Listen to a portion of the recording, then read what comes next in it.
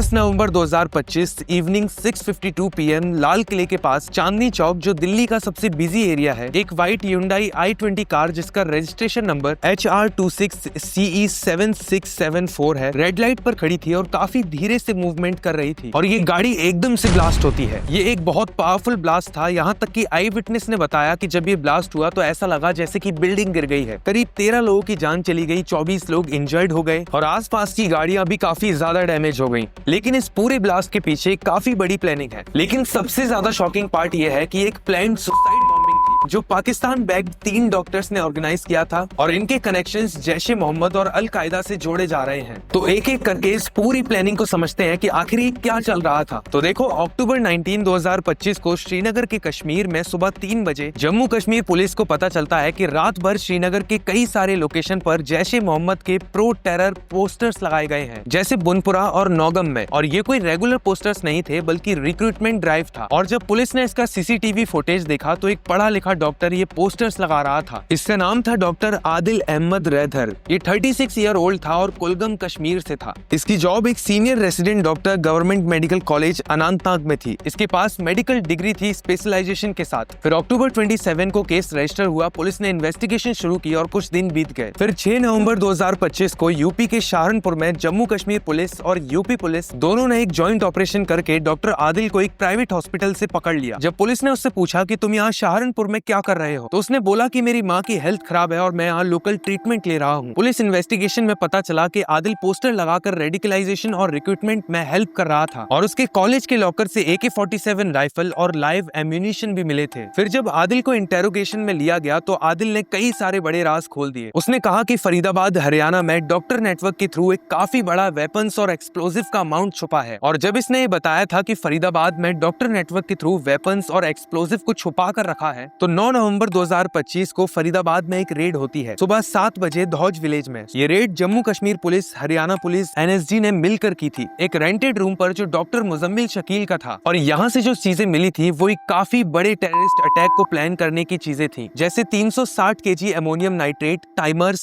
2 AK-47 rifles, एक AK-56 rifle, AK Krinkov, Chinese star pistol, Beretta pistol, ammunition, detonators, batteries, wire circuits, metal sheets, chemical reagents, potassium nitrate, sulphur, remote controls. और ये इतना सारा material सिर्फ 10 से 15 दिन पहले ही फरीदाबाद में पहुंचाया गया था। उसके मोबाइल में काफी सारे पाकिस्तानी नंबर्स और जैश ए मोहम्मद के हैंडलर्स से कम्युनिकेशन भी मिले। मतलब कुछ बड़ा जरूर होने वाला था। और जिसके रूम से ये सब मिला था, मतलब डॉक्टर मुजम्मिल शकील, ये अल फलाह मेडिकल कॉलेज में एक टीचर था। मुजम्मिल एक्सप्लोसिव वेयर हाउस रखता था अपने नाम पर रेंटेड रूम में। 3 साल से रेंट पर रूम लेके रखा था और किसी को एक शक तक नहीं था। और वहीं से करीब 4 किलोमीटर दूर फतेहपुर तागा में पुलिस को दोबारा लोकेशन मिली और इस लोकेशन पर जब रेड पड़ी तो यहाँ 2563 kg एक्सप्लोसिव मिला और टोटल 2900 से ज्यादा एक्सप्लोसिव हो गया। और ये जो सेकंड लोकेशन पर रेड मारी थी, ये भी आदिल अहमद के इंटेरोगेशन में पता चली थी। आदिल ने ये क्लियरली बता दिया था कि एक सेकेंडरी लोकेशन भी है जो मुजम्मिल के रेंटेड रूम से 4 किलोमीटर दूर है। उसने पुलिस को डिटेल्स में मैप्स और डायरेक्शंस भी दिए थे। और इसी सेम कॉलेज अल फलाह में डॉक्टर शाहीन थी, जिसका रोमांटिक कनेक्शन डॉक्टर मुजम्मिल से था, जिसके रेंटेड रूम में ही इतना सारा एक्सप्लोसिव मिला था। डॉक्टर शाहीन और डॉक्टर मुजम्मिल दोनों ही अल फलाह कॉलेज में काम करते थे और उनके बीच रोमांटिक कनेक्शन भी था। और इसी कनेक्शन के बेसिस पर शाहीन को वुमेन्स विंग रिक्रूटमेंट का टास्क दिया था और मुजम्मिल शाहीन की कार को वेपन ट्रांसपोर्ट के लिए यूज करता था। फिर बाद में डॉक्टर शाहीन की स्विफ्ट डिजायर कार में जो डॉक्टर मुजम्मिल यूज करता था वेपन ट्रांसपोर्ट करने के लिए फरीदाबाद से लखनऊ के लिए। और डॉक्टर शाहीन की इस कार को भी चेकिंग के टाइम पकड़ लिया जाता है, जिसमें एक AK क्रिनकोव राइफल फुल्ली लोडेड मिलती है, 3 मैगजीन्स मिलती है, एक पिस्टल मिलती है और 8 कार्ट्रिजेस मिलते हैं। और कार चेकिंग के टाइम जब ये सारी चीजें डॉक्टर शाहीन की कार में मिली तो उनको अरेस्ट कर लिया गया और हेलीकॉप्टर के थ्रू श्रीनगर भेजा गया इंटेरोगेशन के लिए। और ऐसे ही मॉड्यूल के 8 मेंबर्स को पुलिस ने डिफरेंट स्टेट से अरेस्ट किया था और हर किसी का रोल अलग अलग था। कोई आर्म्स मैनेजमेंट कर रहा था, कोई रिक्रूटमेंट कर रहा था, कोई रेडिकलाइजेशन कर रहा था, कोई लॉजिस्टिक्स संभाल रहा था, कोई सेफ हाउस ऑपरेशन कर रहा था और कोई वुमेन विंग्स का एक्सपेंशन कर रहा था। ये सब लोग मिलकर काम कर रहे थे। ये 8 लोग तो थे ही और एक 9th पर्सन एक और था जिसका नाम था उमर मोहम्मद, जिसने 10 तारीख को सुसाइड बॉम्बिंग की। Doctor Umar Mohammad 36 year old था जो पुलवामा कश्मीर से था और उसी सेम डिस्ट्रिक्ट से जहां से डॉक्टर मुजम्मिल था जिसके घर पर ही इतना सारा एक्सप्लोसिव मिला। और ये भी एक मेडिकल डॉक्टर था अल फलाह मेडिकल कॉलेज में। ये वही डॉक्टर उमर मोहम्मद है जिसने 10 तारीख को लाल किले के यहाँ Hyundai i10 में सुसाइड बॉम्बर किया। 10 नवंबर 2025 को Hyundai i10 इस गाड़ी की जो ओनरशिप पार्टनरशिप है वो पता नहीं अपने आप या फिर जानबूझकर बहुत कंफ्यूजिंग करी गई है।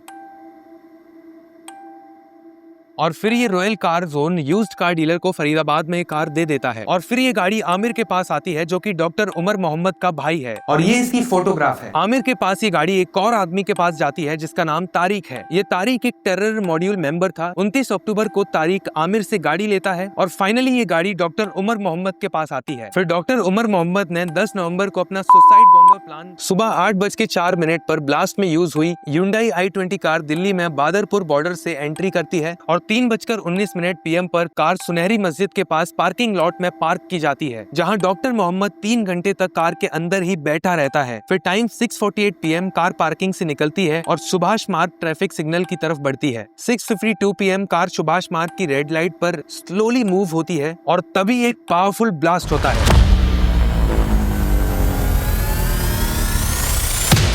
डॉक्टर उमर मोहम्मद ने ये सुसाइड ब्लास्ट इसीलिए किया था क्योंकि उसके सामने उसके 2 दोस्त पकड़े गए थे और जल्द ही डॉक्टर उमर मोहम्मद भी पकड़ने वाला था। ये सोचकर डॉक्टर उमर मोहम्मद पैनिक हो गया। उसके जो 2 दोस्त थे डॉक्टर मुजम्मिल और डॉक्टर आदिल पहले से ही अरेस्ट हो चुके थे। इसी वजह से वो पैनिक हो गया और उसने सुसाइड ब्लास्ट कर लिया। आप सोचिए अगर ये 2 लोग अरेस्ट नहीं होते तो कितना बड़ा ब्लास्ट हो सकता था। पहले भी आपने देखा होगा कि पुलवामा अटैक जब हुआ था उससे पहले एक काफी बड़ी प्लानिंग थी। तो सोचो अगर ये एक्सप्लोसिव नहीं पकड़ा जाता तो कितनी बड़ी प्लानिंग हो रही थी और क्या होने वाला था।